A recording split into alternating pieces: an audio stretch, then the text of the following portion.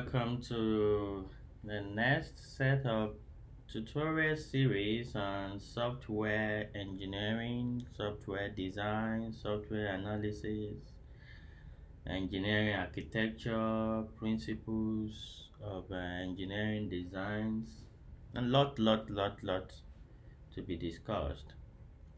First, thanks to Dr. Scott for giving us the permission to use this resource as part of the resources for teaching this important software engineering concepts.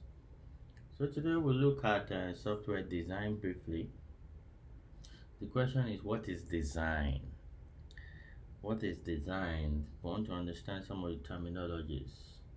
What are the problems associated with design?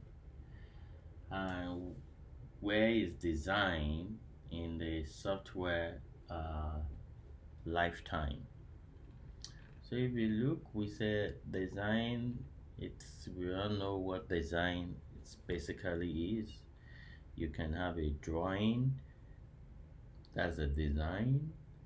You can have a sketch, that's a design. You can have a diagram, that is a design.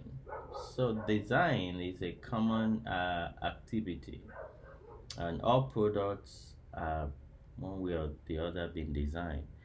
Before you actually create the tangible product, you put some designs into place. Out of that design, that's when you now reproduce your products. So design is important, and poor designs leads to poor product. That's for sure. Design is like a plan. If you have a poor plan, you can be sure that you're going to have a poor execution. Ultimately, good design leads to useful product.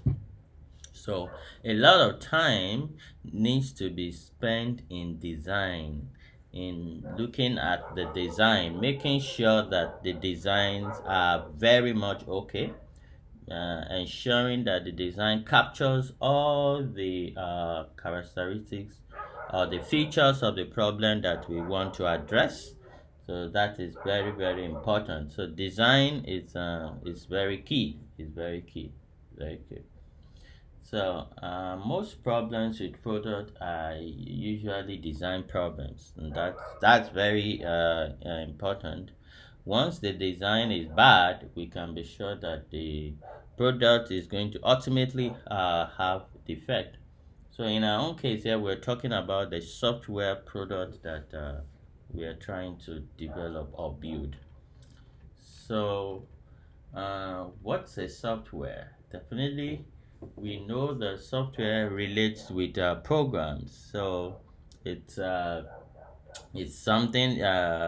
It's any executable entity.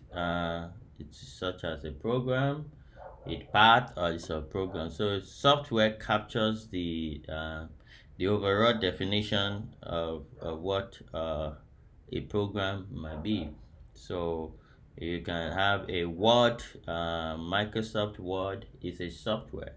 But Microsoft Word comes from various programs, various modules, some to open, some to save, some to edit, some to print. So all these various components make up software. So it's executable entities or a program, a part or subprogram. What are software products? So a software product is an entity comprised of one or more programs. It also includes data and supporting materials and services that satisfy the client needs. That's very important. A software product must satisfy the client need. If it doesn't satisfy the need of the client, then it's not a product. And it's required either as an independent act or an essential ingredient in some other active and some other physical designs. So it's important that as you know that the software product consists of programs, data, and it meets the client needs.